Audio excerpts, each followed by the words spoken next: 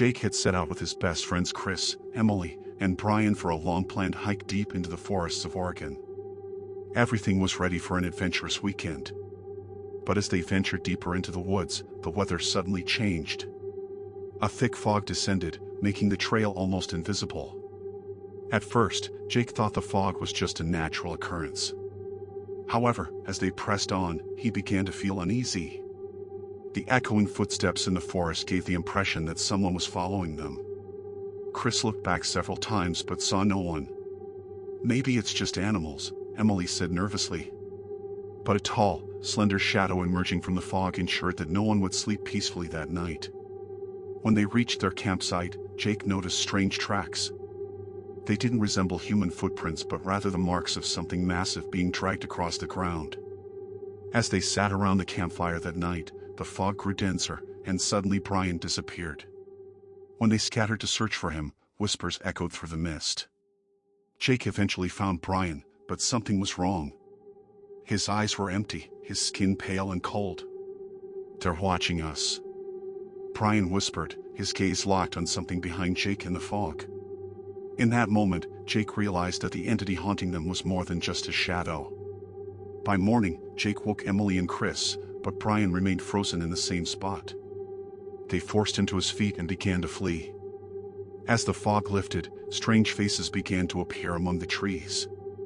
It was as if the forest itself didn't want to let them go. When they reached the town, Brian was gone. They never found him again. But Jake swore he would never set foot in the deep forests of Oregon again.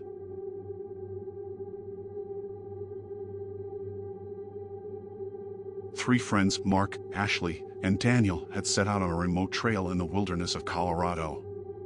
At the start of the trail, their excitement was at its peak.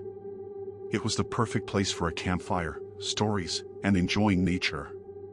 But as the first day passed, they began to notice strange things that unsettled them. Strange whispers came from between the trees, echoing along the trail like an unknown melody. "It's just the wind," Ashley said.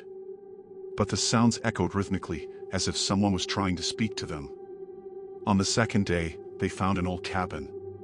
Inside, they discovered symbols carved into the walls, ancient artifacts, and decaying photographs. Daniel opened a notebook on the shelf, and as he read, his face turned pale. "If you enter this trail, you can never return," it said. When night fell, the whispers grew clearer. Mark saw Ashley leaving the tent and followed her. But as he ventured into the forest, he realized it wasn't her. The sounds around him were no longer whispers but screams.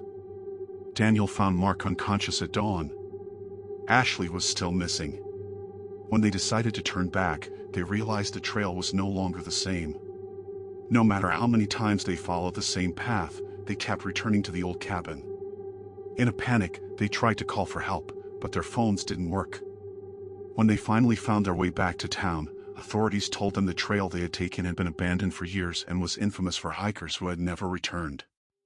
Mark and Daniel never heard from Ashley again. But at night, they still see the symbols from the cabin in their dreams.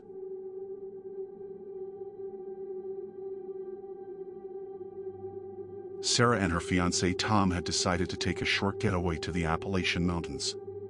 During their hike, they were captivated by the beauty of the scenery and decided to camp in the woods for the night. But in the middle of the night, Sarah realized Tom wasn't in the tent. At first, she thought he had just gone outside to relieve himself. But hours passed, and Tom didn't return. Panicked, she grabbed her flashlight and began searching the area.